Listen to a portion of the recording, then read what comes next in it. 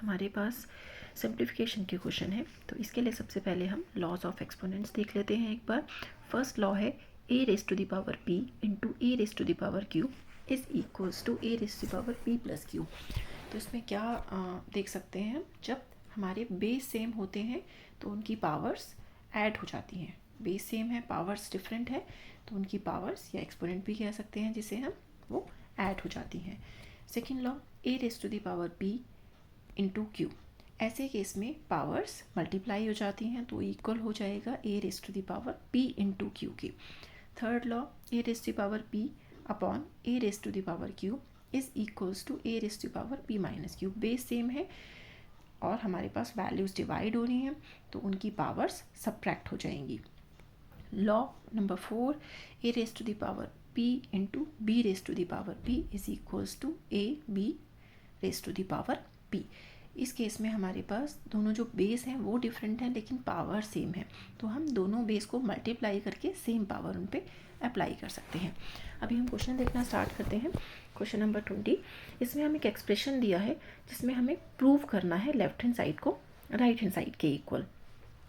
तो हम left hand side से स्टार्ट करते हैं।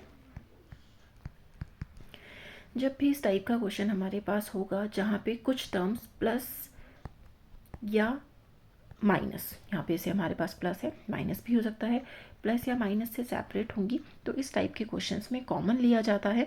लेकिन उससे पहले सबसे पहला स्टेप रहेगा कि हम जो भी वैल्यूज़ हमारे पास है, जैसे 2 raise to power 36, 2 raise to power 35, 4, 8, 16, जो भी वैल्यूज़ हैं हम कोशिश करें कि उनका बेस सेम हो जाए, जिससे हम उसमें लॉज ऑफ एक्सपोनेंट्स अप्लाई कर सकें। तो 2 रेज़ टू पावर 36 को हम ऐसे ही लिखते हैं, प्लस 1/4। 1/4 को हम 2 की पावर में चेंज कर सकते हैं, तो 2 raise to power 2 into 2 raise to the power 35 plus ये एक वैल्यू रहेगी तो इसे हम ब्रैकेट में कर देते हैं 1/8। 8 होता है 2 की power 3 into 2 raise to the power 37 divided by 1/16। 1/16 means 2 raised to the power 4 into 2 raised to the power 39 plus 1/8, तो 2 raised to the power 3 हो जाएगा ये, into 2 raised to the power 38।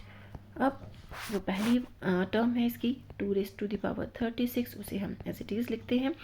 और सेकेंड वाले जो टर्म है उसमें अगर हम देखें तो 2 raised to the power 35 divided by 2 raised to the power 2 बन रहा है हमारे पास। तो हम यहाँ पे लॉ नंबर 3 देख सकते हैं जिसमें बेस सेम है लेकिन पावर्स डिफरेंट है, तो पावर सब्ट्रैक्ट हो जाएंगी। तो यहाँ आ जाएगा हमारे पास 2 raise to the power 35 minus 2 plus same steps इसमें फॉलो होंगे, 2 raise to the power 37 minus 3 divided by 2 raise to the power 39 minus 4 plus 2 raise to the power 38 minus 3। Next step में हम जो भी पावर्स है उसको सिंप्लीफाई करके लिख लेते हैं। 2 raise to the power 36 plus 2 raise to the power 33 plus 2 raise to the power 34 divided by 2 raise to the power 35 plus 2 raise to the power 35। अब जो भी टर्म्स हमारे पास यहाँ पे बचती हैं सबका बेस सेम है, सिर्फ पावर्स डिफरेंट है और हम इनमें से कुछ वैल्यूज़ को कॉमन भी ले सकते हैं। तो कॉमन लेने का क्या तरीका रहेगा, जो हमारे पास सबसे छोटी पावर वाली वैल्यू होगी, जैसा कि हम देखें इसमें तो हमारे पास सबसे छोटी पावर है 33, तो सारी वैल्यूज़ को हम 2 रेज़ टू पावर 33 में कन्वर्ट करेंगे और साथ में जो भी फैक्टर बचेगा उसको सेपरेट करके मल्टीप्लिकेशन की फॉर्म में लिख देंगे। तो 2 raise to the power 33 dot 2 raise to the power 3 हम इसको कर सकते हैं। हम फर्स्ट वाली आइडेंटिटी यहाँ पे यूज़ कर रहे हैं, a raise to power p into a raise to power q, a raise to power p plus q। तो हम 36 को हम 33 प्लस 3 में कर सकते हैं ब्रेक, और उसके बाद क्योंकि हमारे पास ये वाली फॉर्म बन रही है यहाँ पे, तो इसको हमने वापस बेस सेम करते हुए पावर्स को सेपरेट कर दिया है। तो 2^33 नेक्स्ट टर्म हमारी 2^33 रहेगी प्लस 2^33.2^1 क्योंकि हम 34 को 33 + 1 में कन्वर्ट कर सकते हैं।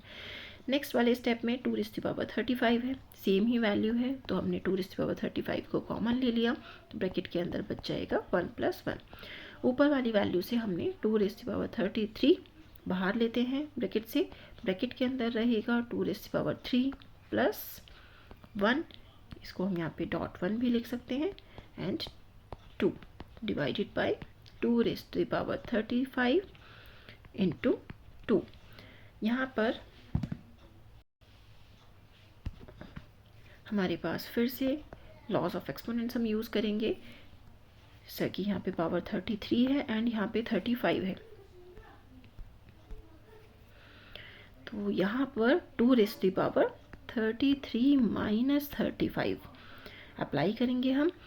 ऊपर आएगा 2^3, इट मीन्स 8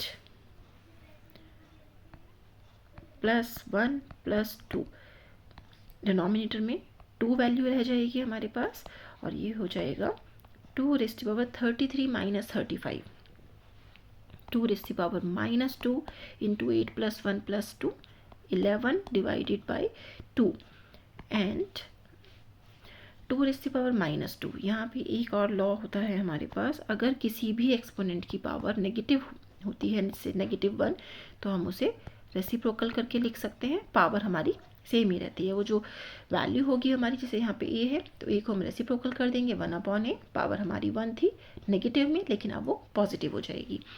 तो इसी तरह से हम यहाँ पे 2^-2 को लिख सकते हैं 1/2^2 × 11/2, तो ये होगा 11, 2^2 it means 4 × 2, which is equals to 11/4, which is equals to right hand side, hence proved.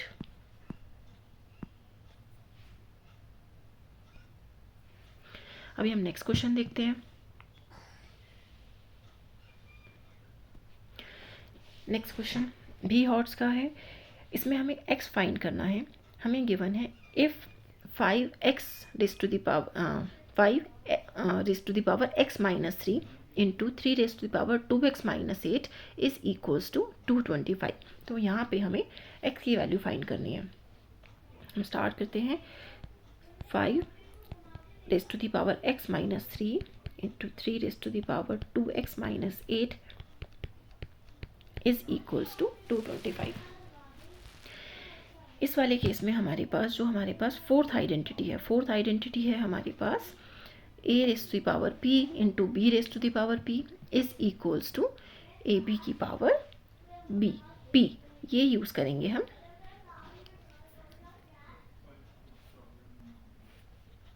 a raised to the power p × b raised to the power p is equals to ab raised to the power p।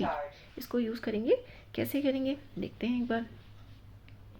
सबसे पहला काम हमारे पास होगा कि इसमें हम powers को separate करेंगे, जहाँ भी हम कर सकते हैं। तो 5x - 3 है, इट मीन्स इसको हम 5 की पावर -3 में ब्रेक कर सकते हैं, इनटू 3 की पावर, यहाँ पर 2 बाहर आएगा क्योंकि ऊपर हमारे पास 2x - 8 है, तो 2 अगर हम बाहर लेते हैं तो हमारे पास x - 4 बचेगा। अभी हम लेफ्ट हैंड साइड ही लेके चल रहे हैं सिर्फ।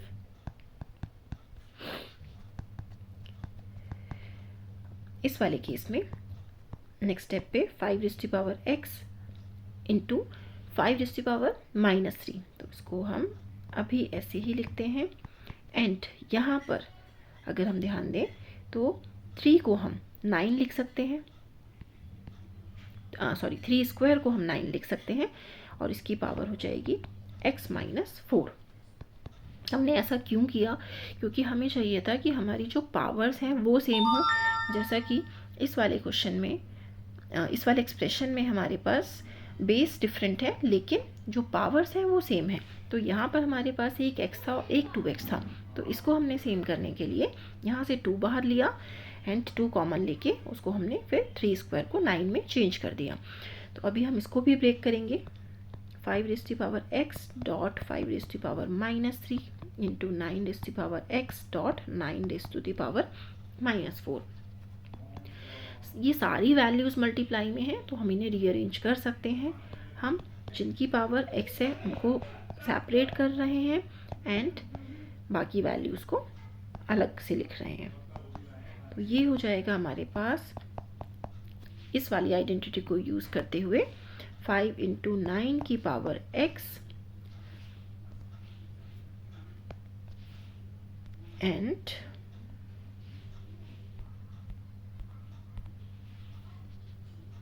डॉट 5 की पावर -3 है तो हमने उसे 1/5 की पावर 3 एंड 9 की पावर -4 है तो 9 की पावर 4 लिख दिया है।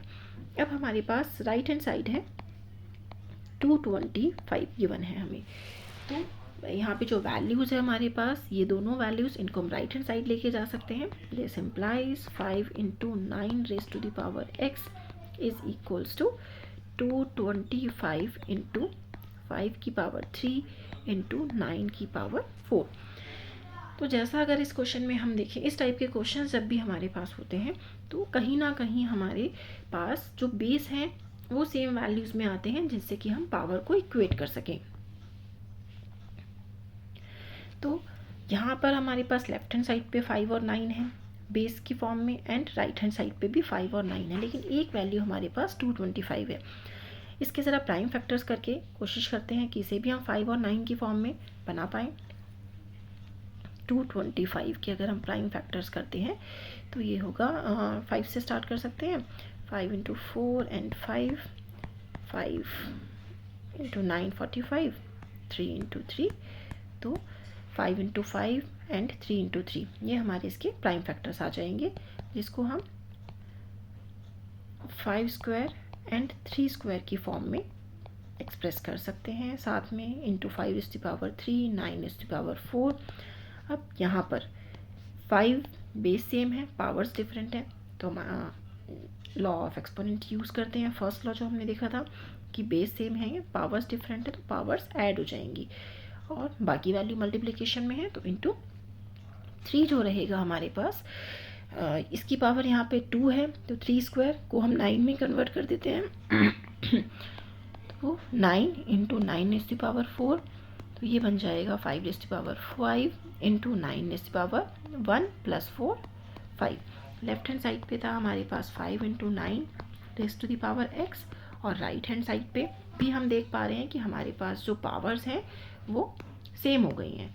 अब जब पावर सेम हो गई हैं तो हम उसको इस तरह से भी एक्सप्रेस कर सकते हैं 5 into 9 raise to the power 5। तो लेफ्ट हैंड साइड और राइट हैंड साइड दोनों में हमारे पास बेस सेम है, पावर्स जो है एक x है और एक 5 है, और दोनों साइड इक्वल है। ऐसा तभी पॉसिबल है जब पावर्स भी सेम हो। This implies x is equals to 5। तो यहाँ पर हम x की वैल्यू के लिए सॉल्व कर रहे थे तो x की वैल्यू हमें 5 मिल गई है।